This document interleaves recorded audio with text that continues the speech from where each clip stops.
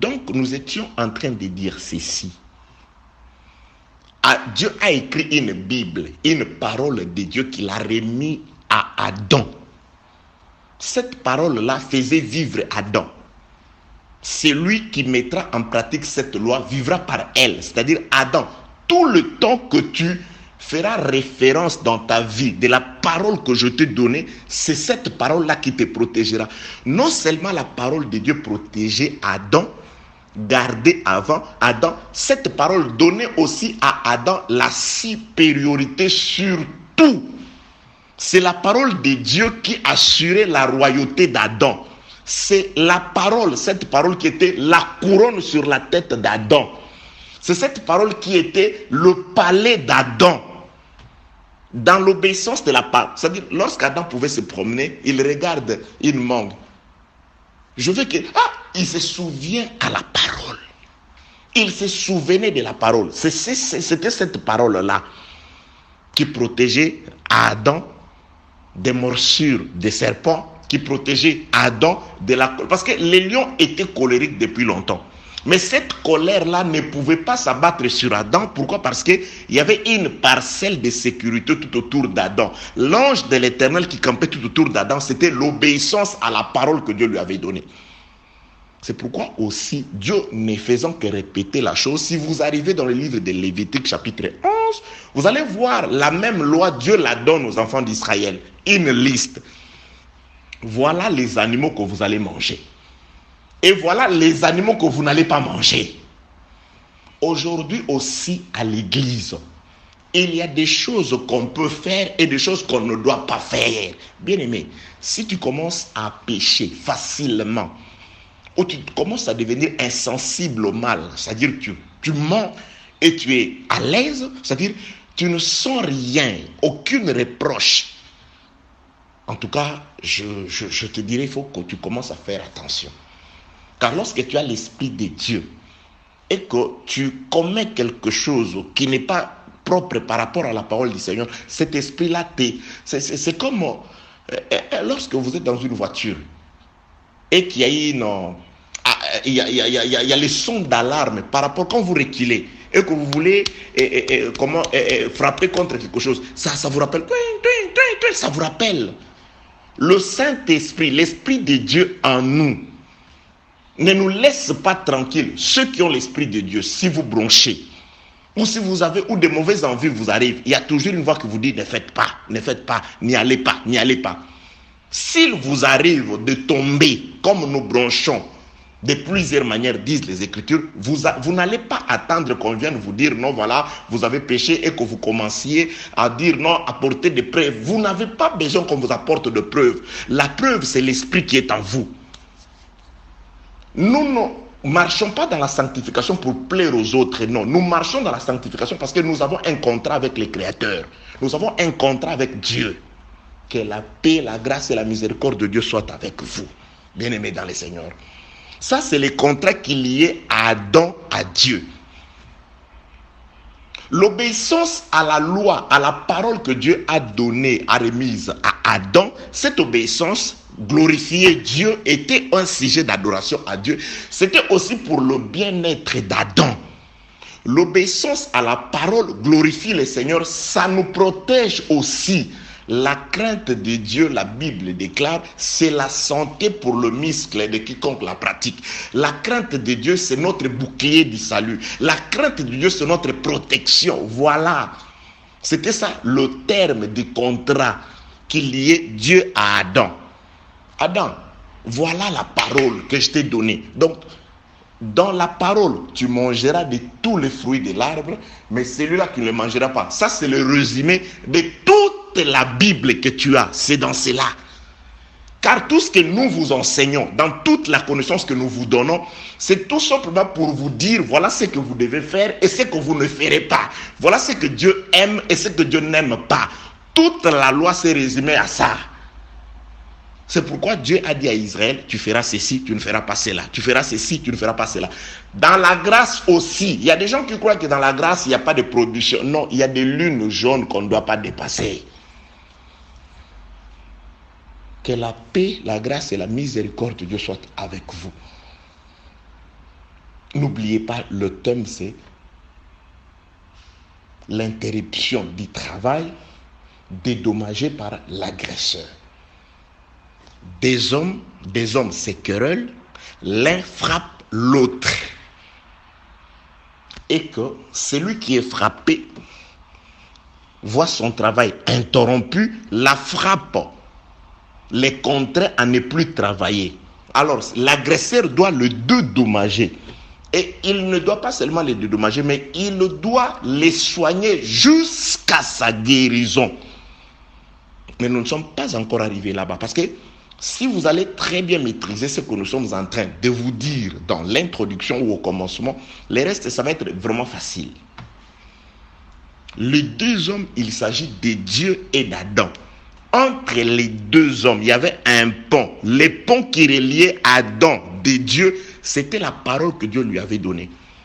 Chaque fois que tu mettras en pratique cette loi-là, cette parole-là, tu vivras par elle. Tu seras le roi. Tu seras un objet de crainte et de froid pour tous les animaux de la terre. Dieu l'avait aussi répété à Noé quand il était sorti de l'arche. Tu mangeras ceci, mais tu ne mangeras pas l'animal avec son sang. Voilà, il lui répète la même chose. Après, il lui donne cette promesse-là. Tu seras un objet de crainte, de froid et de tremblement pour tous les animaux. C'est pourquoi aujourd'hui, tout celui qui craint Dieu, tous les animaux, ils doivent trembler devant toi. Et quand on parle des animaux, je ne parle pas d'abord des animaux quant à la manière naturelle. Mais je parle de tout celui qui n'a pas l'esprit de Christ, qu'il soit sorcier, qu'il soit féticheur, qu'il soit je ne sais pas qui, mais tant qu'il est un animal, tant qu'il n'a pas l'esprit de Christ, il doit être un objet de froid et de crainte devant toi, parce que tu as l'esprit du Seigneur, parce que tu respectes la parole. Le respect de la parole nous procure des boucliers et des forces. Le respect de la parole nous fait marcher la tête haute. Nous marchons sur les serpents, sur les scorpions, sur toute la puissance de l'ennemi, et rien ne peut jamais nous atteindre par rapport à la crainte, au respect de la parole. Parce que Dieu est le même, Jésus est le même hier, aujourd'hui et éternellement. Ça, c'était ça le contrat. Pendant tout le temps où Adam obéissait à ce contrat et qu'il se référait à la parole de Dieu avant de manger, Adam était en paix avec Dieu. Il n'y a pas eu de dispute, il n'y a pas eu de querelle, il n'y a pas eu de mésentente. L'entente était parfaite parce que Adam obéissait à la parole. Je nous dis ceci. La mort, bien-aimé, est venue par la nourriture. C'est pourquoi il faut faire très attention à la nourriture. Il faut vraiment faire très attention à la nourriture. La mort est venue, la mort est entrée dans le monde, d'après les Écritures, par la nourriture. C'est la nourriture qui a conduit, qui est la source de tout ce que nous sommes en train de vivre aujourd'hui. L'éloignement avec Dieu, le douleur, la calvaire, tout ce que nous sommes en train de vivre aujourd'hui, sa cause, c'est une nourriture. C'est parce qu'un homme a mangé. C'est pourquoi aussi la vie est venue par la nourriture. Il y a un pain qui est descendu du ciel pour nous sauver de la mauvaise nourriture qui nous a tués au jardin. C'est pourquoi il faut faire très attention avec la nourriture.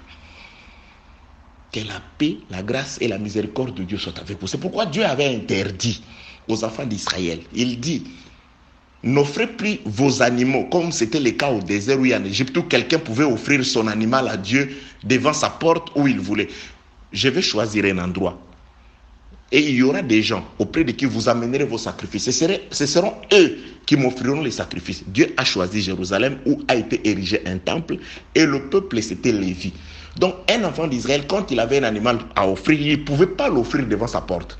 Il fallait qu'il amène cet animal au sacrificateur. C'est les sacrificateurs à qui Dieu avait révélé le goût de Dieu. C'est les sacrificateurs qui arrangeaient l'animal au goût de Dieu, afin que Dieu puisse agréer l'animal. Que la paix de Dieu soit avec vous. Parce qu'on ne blague pas avec le manger. Et Dieu ne mangeait pas entre les mains de n'importe qui. C'est pourquoi il a dit, sacrificateur, voilà, quand tu me prépares l'animal, tu enlèveras ceci, tu ajouteras cela. Parce que c'est la nourriture, c'est à cause du manger. Et quand je parle de la nourriture, je parle de la parole. On ne mange pas n'importe quoi. On ne mange pas de tout. Il y a des choses qu'on ne mange pas. Et ce n'est pas n'importe qui doit servir à manger. C'est ça le problème aujourd'hui. Tout le monde devient serviteur. Or, parmi les 12 fils, il y a un seul que Jacob a désigné comme étant celui qui doit servir les mets du roi, Azer. Il sert le mets délicat du roi, un seul, une seule tribu, Azer, là dans la bénédiction. Ça aussi, ça son sens. Que la paix, la grâce et la miséricorde de Dieu soient avec vous. Ok, bien-aimés dans le Seigneur, n'oubliez pas que nous sommes en train d'introduire, c'est-à-dire nous voulons nous donner une idée sur une idée, je veux dire, qui va nous faciliter la compréhension de choses dans la suite du temps, c'est-à-dire pourquoi, qui est celui qui agresse l'autre et pourquoi ils sont arrivés jusqu'à l'agression et que l'un, l'agresseur, se voit dans l'obligation de pouvoir prendre soin de l'agressé, de la victime. Et ça veut dire quoi? L'interruption du travail. Ça va durer combien de temps? Ça veut dire quoi? Le soigner jusqu'à la guérison. Ça veut dire quoi? Au cas où il allait dehors avec son bâton. Il y a toutes ces choses-là qui ont vraiment une certaine signification. Par le Saint-Esprit, nous allons comprendre cela. Parce que je l'ai toujours dit, c'est la nourriture idéale que votre Père a préparée pour vous. Bien-aimés dans le Seigneur, chers compatriotes célestes, les deux hommes, nous avons compris qu'il s'agit de Dieu et d'Adam. C'est Dieu qui veut établir une relation de paix entre lui et son ami Adam. Parce que Adam était ami de Dieu. Selon que nous l'avons lu dans le livre de la Genèse, chapitre 5, le verset 1er, il avait la ressemblance de Dieu. Donc c'était un ami de Dieu.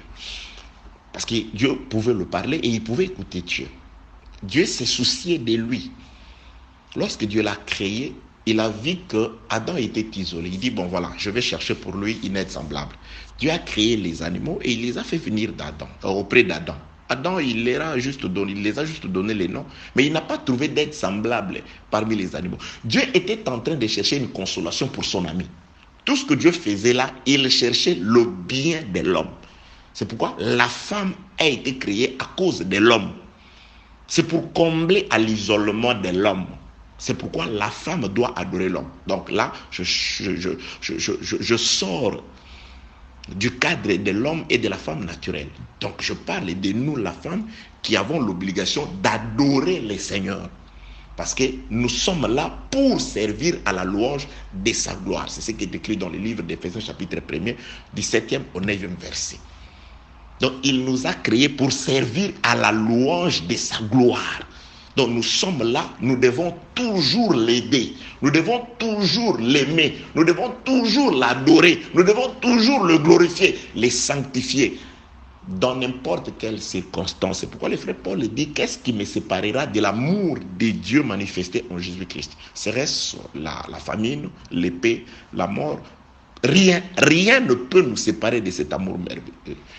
Que la paix, la grâce et la miséricorde de Dieu soient avec vous. Donc ici, Dieu voulait rester en très bon terme avec l'homme. Alors il lui a donné une charte de confiance qui était la loi, la parole de Dieu. J'ai dit la parole de Dieu, la Bible que Dieu a remise à Adam, c'était ça. Dieu lui a montré, tu vois ça, mange, ça, mange, ça, mange, ça, mange, ça, mange, ça, mange. C'était ça. Adam se référait à la parole de Dieu avant de manger. Tout enfant de Dieu, avant d'agir, il doit avoir pour référence la parole. C'est pourquoi les ministres doivent enseigner la parole. Afin que ça serve de référence pour Adam dans les jardins, pour les enfants de Dieu. Comment est-ce que vous serez capable de réfuter les contradicteurs si vous n'êtes pas suffisamment bien enseigné? Comment est-ce que vous serez capable de résister au vent des doctrines et que vous ne serez pas ballotté par n'importe quel vent des doctrines si vous n'avez pas la maîtrise sur la doctrine de Christ? Donc, c'est ce qui doit se passer normalement. C'est pourquoi lorsqu'on me donne les temps, je sais qu'il y a des ministres de Dieu qui ont suffisamment la connaissance. Il y a aussi des enfants de Dieu et je profite pour aussi nous exhorter afin que mon passage ne vous aide pas seulement à vous donner des explications de la parole, mais que ces explications vous rapprochent aussi du Seigneur. Que ces explications aillent aussi toucher vos cœurs de manière à ce que vous vous sentiez toujours redevable à Dieu dans votre façon de vivre, dans notre façon de vivre. La parole ne s'adresse pas seulement à vous, mais à nous tous, même à moi, celui par qui Dieu vous parle. Bien-aimés dans le Seigneur, écoutez. Dieu établit une charte de confiance, la parole qu'il a donnée à l'homme. Pendant le temps de l'obéissance de cette parole, l'homme est en paix avec Dieu. Il arrive, là je vais un tout petit peu résumer, il arrive que Dieu, l'homme plutôt, manifeste sa désobéissance. Selon le frère Paul, quand il parle au peuple de Rome, Romains chapitre 5, il dit que c'est par la désobéissance d'un seul. Donc, le péché d'Adam, le frère Paul l'indique comme la désobéissance. Donc, l'homme, effectivement, manifeste, parce que ce qui agace Dieu, ce n'est pas d'abord le fait que l'homme mange les fruits. C'est le fait de ne pas respecter cette parole-là. Le fait, Dieu a dit, ne fais pas, lui, il a fait. C'est ça, cette désobéissance-là. C'est cette désobéissance-là. Lorsque l'homme désobéit, là, Dieu va dire quelque chose. Je suis dans le livre de Genèse, chapitre 3e. Je vais prendre le verset, attendez. Je prends le verset 22. Genèse, chapitre 3, le verset 22. Écoutez ce que Dieu dit après la désobéissance de l'homme. Il a dit beaucoup de choses en amont. Nous allons juste prendre le verset 22. L'Éternel Dieu dit, voici l'homme est devenu comme l'un de nous pour la connaissance du bien et du mal. Empêchons-le maintenant d'avancer sa main et de prendre de l'arbre de vie, d'en manger et de vivre éternellement. Verset 23.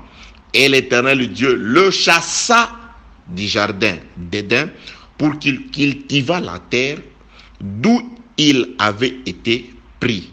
C'est ainsi qu'il chassa l'homme d'Adam. Il chassa Adam et il mit à l'orient du jardin d'Éden les chérubins qui agitent une épée flamboyante pour garder les chemins de l'arbre de vie. Voilà la naissance de querelle entre Dieu et l'homme. Donc tout ce que je nous ai dit avant, dans les 5 précédents audios, c'était la présentation, l'explication du texte et la cause des querelles. Les deux hommes qui viendront à se battre, c'est Dieu et l'homme. Vous allez comprendre, l'homme peut se battre avec Dieu. Mais oui, vous n'avez pas l'exemple dans les Écritures de Dieu. La Bible déclare qui s'est battu avec Joseph, avec l'homme d'Israël, Jacob. On lui a changé le nom parce qu'il a combattu avec Dieu, n'est-ce pas?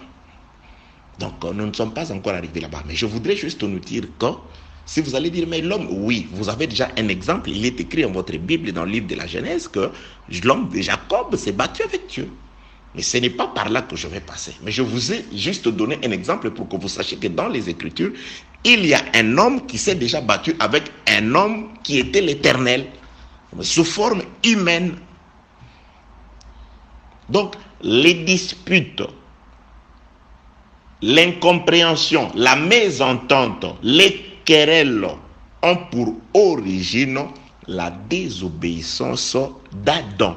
Donc, à partir de la désobéissance d'Adam, la charte de la paix qui était entre Adam et Dieu, cette charte plutôt est devenue caduque.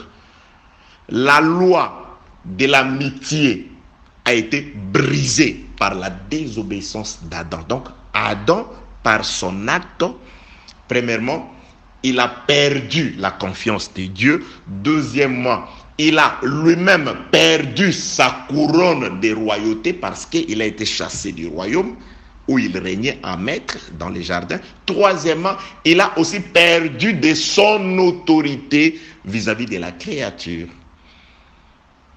Avant, c'était le lion qui l'obéissait. Après, c'était lui qui devait prendre fuite devant le lion. Les animaux se sont divisés en deux groupes. les uns appelés animaux sauvages qui ont dit, Adam, si on te croise, on te bouffe. Quelques-uns se sont dit, voilà, nous, on est des animaux domestiques, nous allons le suivre. Il y a même de ces animaux qui disent, bon, ils ont dit, bon, nous resterons toujours à son service comme les chevals, l'âne et consorts. Ce n'est pas notre enseignement. Mais ce que je voudrais dire, c'est ceci. La cause ou l'origine des disputes ou des querelles dont parle Moïse dans les livres d'Exode chapitre 21, il s'agit de Dieu et d'Adam. Le querelle, ceux qui ont conduit les querelles ou la querelle entre deux personnes, entre Dieu et Adam, c'était la désobéissance d'Adam.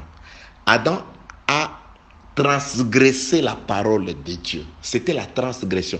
Dieu lui a donné une parole, une loi. Adam ne l'a pas respectée. Adam l'a transgressée. Et par cette transgression-là, Dieu a cessé d'être en paix avec l'homme. Je viens de nous montrer deux preuves. Quelques-unes des preuves. Dieu dit, voilà, on ne doit plus le laisser avec nous. Il faut qu'on la pêche.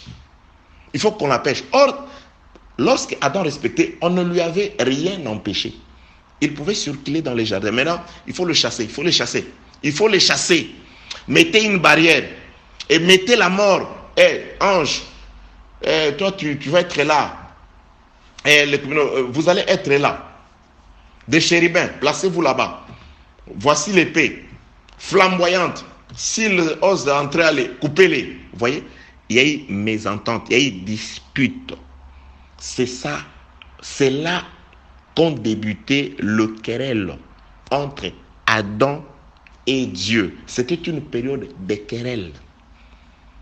Et maintenant, le querelle, vous allez dire certainement, mais ça veut dire quoi querelle? Oui, l'explication des Écritures toujours.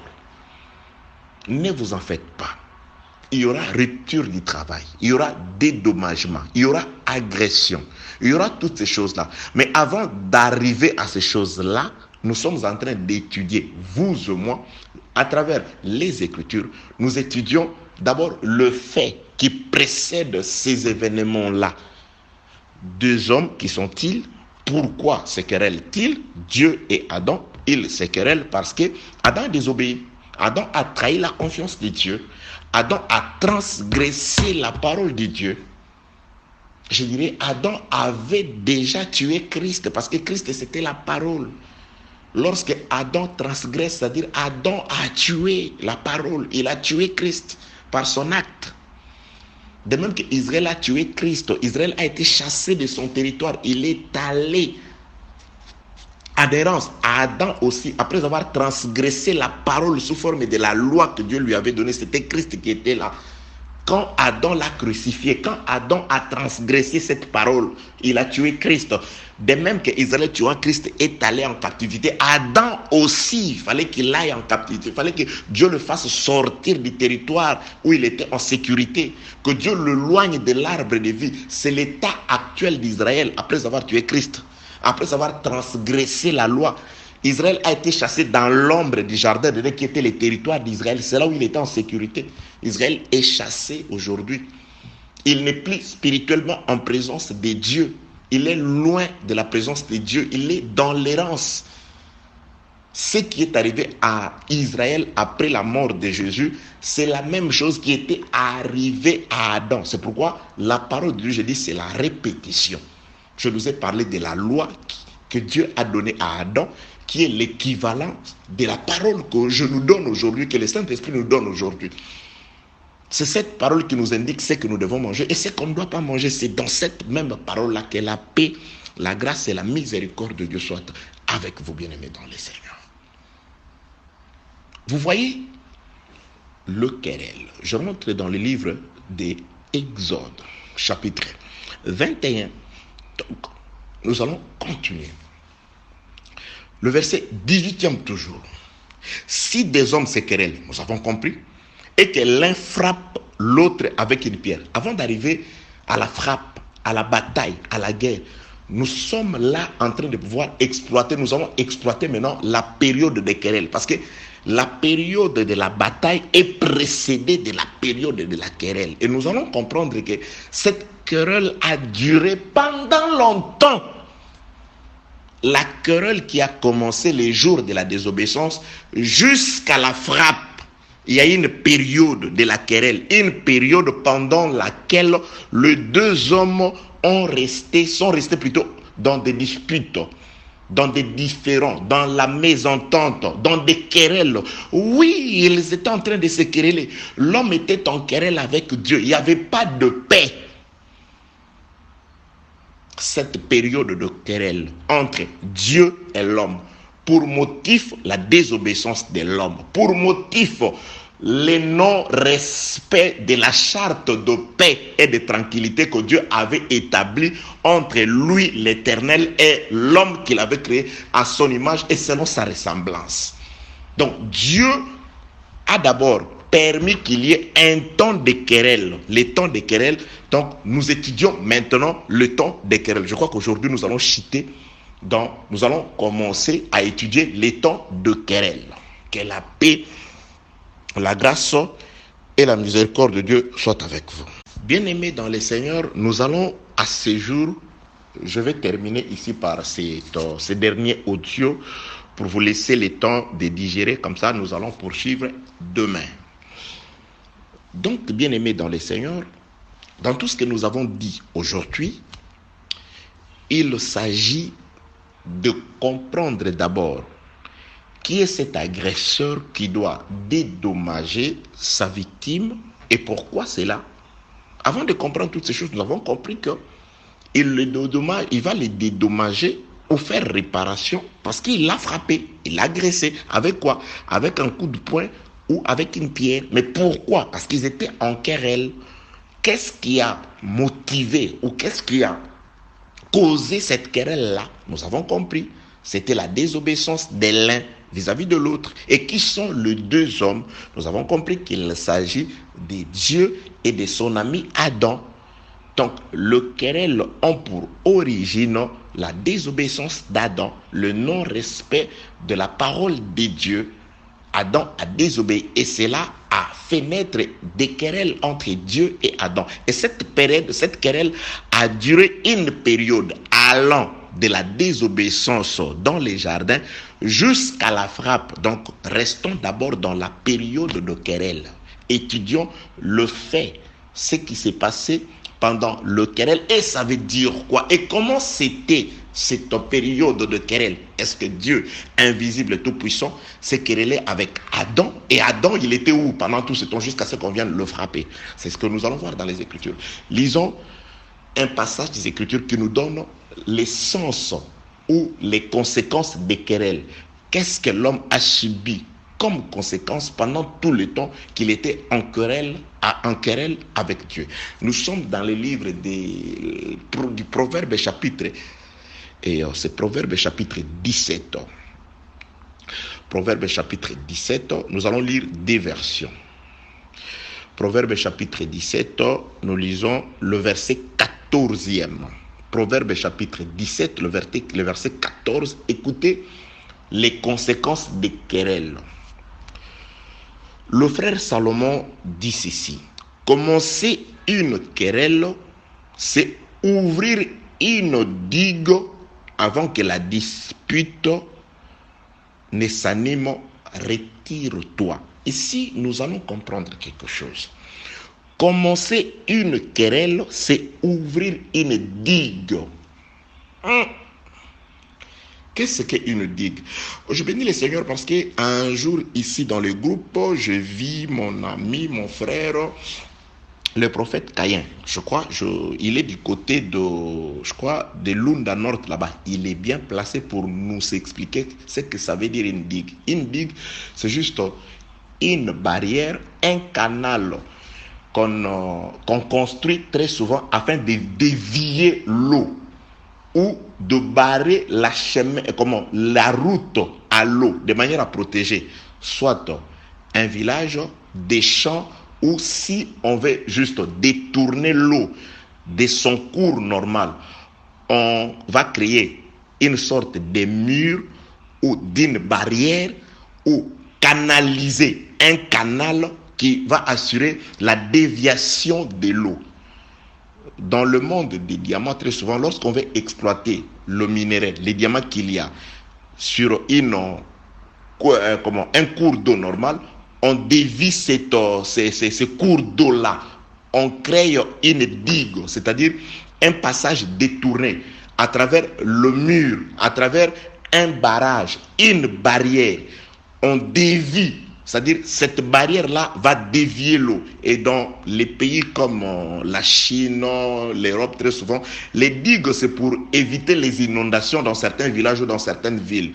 On sent qu'il y a des inondations qui viennent sortir d'une rivière ou dans un sens, on va dévier les eaux afin que la ville visée ne puisse pas être inondée. Donc on crée une barrière, un barrage où on va canaliser l'eau dans un sens pour éviter les désastres. Voilà.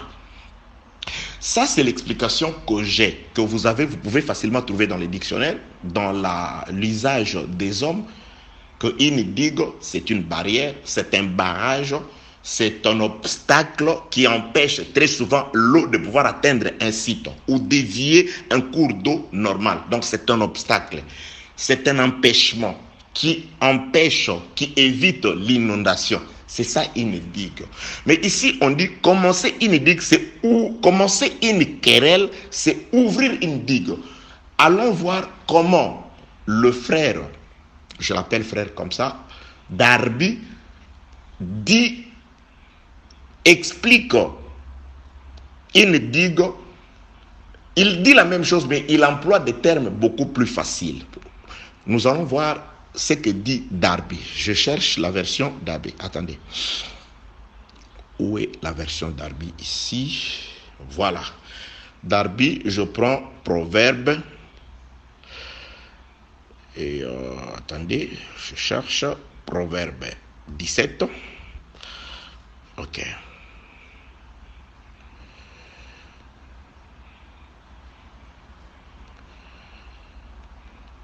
Verset 14. Écoutez comment Darby explique. Lui second dit ceci. Commencer une querelle, c'est ouvrir une digue. C'est-à-dire, c'est enlever cette barrière qui empêchait l'eau de pouvoir inonder une ville, inonder un champ, inonder un terrain. C'est-à-dire, lorsque vous ouvrez une digue, c'est-à-dire, l'eau va de manière catastrophique s'abattre sur un milieu. Donc, c'est-à-dire, vous appelez une certaine inondation. Vous voyez? Donc, c'est-à-dire, c'est un désastre que vous créez. Et le frère Darby explique, je suis toujours dans le livre de Proverbes, chapitre 17, le verset 14. Écoutez comment Darby explique les choses. Le commencement d'une querelle, c'est comme quand on laisse couler les eaux. Vous voyez, c'est comme on laisse couler les eaux. Parce que la digue retient, une digue retient l'eau. Ici, on parle en Chine, en Europe très souvent, on crée des digues pour éviter les inondations des villes. On crée des barrières d'eau, des barrages d'eau. Ça s'appelle des digues. C'est-à-dire, ah non, voilà cette ville-là, ce village-là a toujours été inondé pour préserver les villages contre les eaux des inondations, surtout pendant qu'il y a des tempêtes et de fortes pluies. On crée ces canaux-là, ces canaux-là, qu'on appelle des digues. C'est pourquoi ici, Darby dit, commencer une querelle, c'est comme laisser couler les eaux. Donc, c'est-à-dire, c'est ouvrir une digue. C'est-à-dire, une digue, vous détruisez la digue, voilà l'eau maintenant. C'est-à-dire, lorsque vous commencez une querelle, c'est l'eau, les eaux qui vont couler, c'est-à-dire l'inondation. Je bénis le Seigneur. Maintenant, retournons dans ce qui est écrit dans les livres. Que la paix, la grâce et la miséricorde de Dieu soient avec vous. Retournons maintenant dans notre texte de base. Exode chapitre 21, le verset 18. Si des hommes se querellent et que l'un d'eux, c'est-à-dire lorsque les hommes se querellent, nous avons expliqué ceci. C'est Adam et Dieu. Lorsque Adam a désobéi, il y a eu querelle, dispute, mésentente, manque de communion. La paix a été rompue. La charte de paix a été déchirée entre Dieu et l'homme. Et pendant cette période-là, c'est ce que Moïse voit comme la période de querelle entre deux hommes, entre Dieu et Adam. Et le frère Salomon explique la querelle. Lorsque Adam a commencé la querelle par la désobéissance, c'est comme si Adam avait ouvert une digue. Darby explique, c'est comme si Adam a ouvert la seule barrière qui empêchait les eaux de pouvoir inonder Adam. Donc, nous allons dire ceci, le péché d'Adam a permis à ce que la terre qui avait déjà été retirée des eaux puisse être engloutie par l'eau. C'est ce que dit Darby, c'est-à-dire commencer une querelle, c'est comme laisser l'eau écouler. Donc, la digue a été ouverte, la barrière qui empêchait les eaux. Vous allez comprendre, ça veut dire quoi dans un langage spirituel, les eaux. Je vais l'expliquer demain. Donc, le péché d'Adam a fait inonder la terre. Le péché d'Adam a permis à ce que les eaux qui ont été retenues, c'est-à-dire pendant tout le temps où Adam obéissait à la parole de Dieu, les eaux ne pouvaient pas l'inonder. Adam était sous protection. Il y avait une digue qui était intacte, qui retenait l'eau. C'est pendant que vous obéissez à la parole du Seigneur, dans la crainte de Dieu, les esprits impurs, les forces des ténèbres ne peuvent rien contre vous parce que la crainte de Dieu, comme le dit Job, ça vous sert de bouclier, ça vous protège, c'est l'ange de l'Éternel qui campe. Donc les eaux de la destruction ne peuvent rien. Mais lorsque Adam a commencé la querelle dans la désobéissance, donc Exode chapitre 21, le verset 18, pendant la période de la querelle, c'est pendant la période où les eaux ont submergé Adam. Les eaux ont englouti Adam. Pourquoi? Parce que l'acte d'Adam a ouvert une digue. Que la paix, la grâce et la miséricorde de Dieu soient avec vous. Je vais donner un passage d'écriture, par là nous allons terminer. Je suis dans le livre de Psaumes. Nous étudions la période de querelle. Où est-ce que je pris ça? Je répète, Exode 21, 18. Si des hommes se querellent, lorsque Dieu et Adam étaient en querelle, par la faute d'Adam, c'est ça les deux hommes. Donc cette période-là, c'était une période où une digue a été ouverte, une barrière a été brisée. Les eaux ont inondé la terre. C'est ce que David voit aussi dans le livre de Psaumes, chapitre 69, du 1er au 3e verset. Lisons ce passage d'écriture pour clore. Psaume chapitre 69. Psaume chapitre 69. Psaume chapitre 69. Je vais finir ici. Au chef des chantres sur les lys, David, sauve-moi, ô Dieu, car les eaux menacent ma vie. Vous voyez, les eaux. Maintenant, Adam commence à crier. Sauve-moi, ô Dieu, car les eaux menacent ma vie. Mais si vous regardez comme ça dans la vie de David, nulle part il n'a été menacé par les eaux en lisant sa vie. Donc c'est une prophétie. Et cette prophétie, nous comprenons que les eaux menacent la vie d'Adam parce que Adam a commencé une querelle. La querelle a commencé lorsque Adam a déchiré la charte de confiance, de paix. Donc Dieu, par le péché d'Adam, il a fait éclater une barrière. Maintenant, cette barrière qui retenait l'eau, la puissance des nations, la force de la destruction, le diable, Adam est devenu poussière. Le diable mange la poussière. Donc, c'est le temps où les eaux ont maintenant dominé. Nous allons voir la domination des nations, des Égyptiens, des Babyloniens. Toutes ces choses, toutes ces nations-là, c'est des eaux. Et ces eaux-là ont eu le dessus sur nous, les enfants de Dieu. C'était lorsque notre premier parent a déchiré la charte de paix en désobéissant à Dieu. C'est là que la digue a été ouverte et ainsi les nations ont reçu la force sur nous. C'est pourquoi David chante, psaume 69, verset 1er. Au chef des chantres sur les lys de David, sauve-moi, ô Dieu, car les eaux menacent ma vie. Verset 2. J'enfonce dans la boue sans pouvoir me tenir. Je suis tombé dans un gouffre et les eaux m'inondent. Vous voyez, les eaux m'inondent. L'eau toujours inonde David. Donc là, David parle comme étant Adam. C'est-à-dire de toute la créature née par la première naissance d'Adam. Verset 3e. Je me puise à crier, mon gosier se dessèche, mes yeux se consument, tandis que je regarde vers mon Dieu. Donc, Adam pouvait regarder vers Dieu, mais Dieu était loin. C'était par la faute d'Adam. Et nous allons comprendre ici, David chante quelque chose. Il dit, mon gosier se dessèche, c'est-à-dire, je suis mon gosier, se dessèche, c'est-à-dire, j'ai soif. Mais comment tu peux être inondé des eaux, mais tu as soif? Nous allons expliquer ça. Donc, nous voulons juste aujourd'hui comprendre que, pour finir, voilà, bien-aimés dans le Seigneur, donc, aujourd'hui, c'était pour nous dire que les deux hommes, c'est Dieu et Adam. Et le querelle ont pour cause la désobéissance d'Adam, qui était comme un acte qui a appelé à ce que Dieu puisse se fâcher contre l'homme. Donc, une dispute, des querelles ont commencé. Et ces querelles, c'est comme dit Proverbe 17, 14, c'est comme une digue qui a été ouverte. Et la digue ouverte, c'est-à-dire les eaux sont entrées et elles ont inondé Adam. La période de dispute, de querelle, c'est la période où Adam est englouti sous l'eau. Pendant cette période-là, Adam est dominé par l'eau. Pendant cette période-là, Adam est éloigné de Dieu. Que la paix, la grâce et la miséricorde de Dieu soient avec vous. On se retrouve demain. Au nom de Jésus-Christ.